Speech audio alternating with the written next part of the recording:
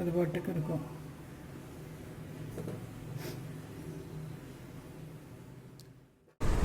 Hi friends, welcome to ஹனு creations. இன்னைக்கு நம்ம சேனல்ல ரவா லாடு சர்க்கரையோட எப்படி செய்யலாம்னு பார்க்கலாம் வாங்க.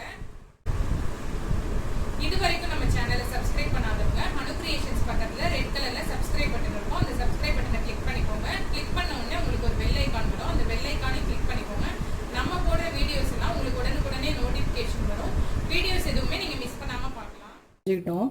இப்போ 400 கிராம் ரவை எடுத்துக்கிட்டேன். சர்க்கரை போட்டு நம்ம ரவா லாடு செய்கிறதுக்காக இது 400 கிராம் ரவை.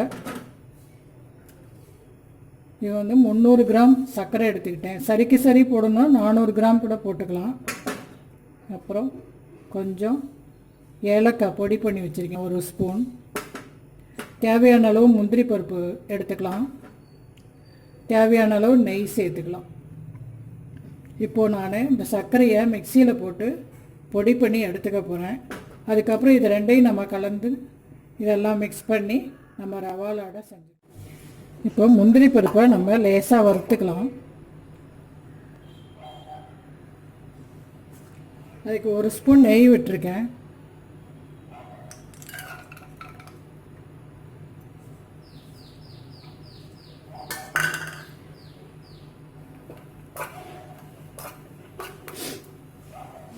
லேசாக கொஞ்சம் செவக்கிற அளவுக்கு நம்ம வறுத்துக்கலாம்.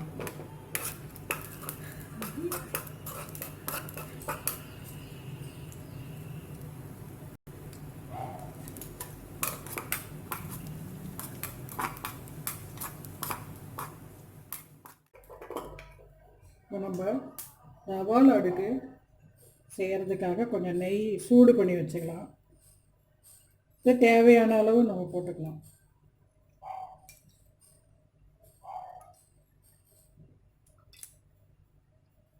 நான் இதில் பால் சேர்க்கறதில்ல, வெறும் நெய்யிலே நம்ம பிடிச்சி வச்சுக்கிட்டோம்னா ரொம்ப நாளைக்கு ஒரு 3 வாரத்துக்கு மேலே இது நல்லாயிருக்கும்.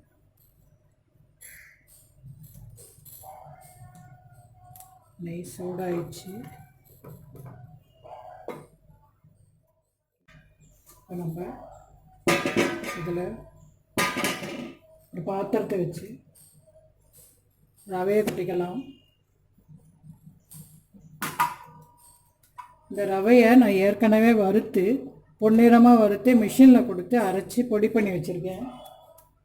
இப்போது 400 கிராம் ரவை, இது 300 கிராம் சர்க்கரை, ஏலக்காய் பொடி 1 ஸ்பூன், வறுத்து வச்ச முந்திரி பருப்பை சேர்த்துக்கிறேன்.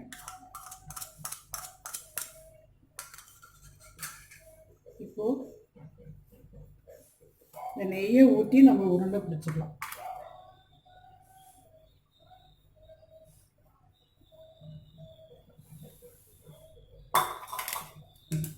இது கொஞ்சம் சூடாக இருக்கும், பார்த்து பிடிச்சிக்கணும். பாருங்க, இப்படி நல்லா ஒன்றோட ஒன்று சேர்கிற மாதிரி நல்லா கலந்து விட்டுக்கோங்க. இது இந்த நெய் காய்ச்சி ஊற்றின சூட்டோட சூடாகவே நம்ம உருண்டை பிடிச்சி வச்சிடணும். நல்லா இறுக்கி ஒரு கைப்பிடி அளவு எடுத்து நல்லா இப்படி இறுக்கி பிடிச்சி வச்சிட்டிங்கன்னா அது பாட்டுக்கு இருக்கும்.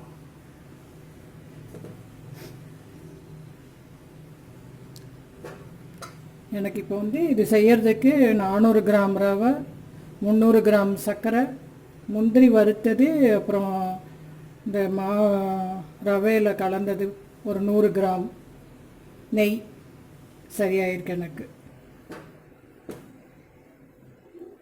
இது நம்ம பண்டிகை காலங்களில் செஞ்சு குழந்தைங்களுக்கு கொடுத்தோம்னா நல்லா விரும்பி சாப்பிடுவாங்க.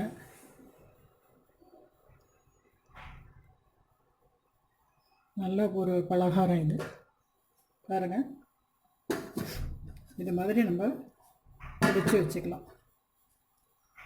நம்ம சர்க்கரையோடு சேர்த்த ரவா லாடு ரெடி ஆகிடுச்சு. இந்த வீடியோ உங்களுக்கு பிடிச்சிருந்துச்சுன்னா ஹனு கிரியேஷன்ஸ்க்கு சப்ஸ்கிரைப் பண்ணுங்கள். தேங்க்யூ.